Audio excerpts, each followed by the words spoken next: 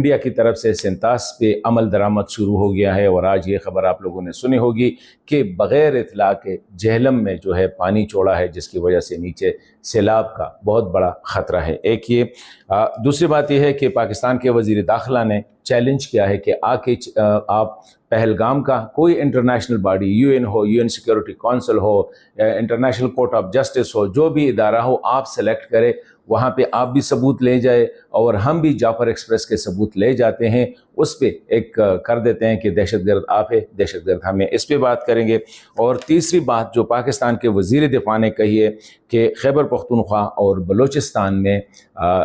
India جو ہے بہت بڑا دہشت گردی کا جو ہے وہ ہے، اس کا ایک منصوبہ بنایا ہوا ہے۔ آلریڈی یہ گزشتہ 3-4 دنوں میں 60 کے قریب جو ہے انٹیلیجنس اداروں نے مختلف IEDs کے جو ہے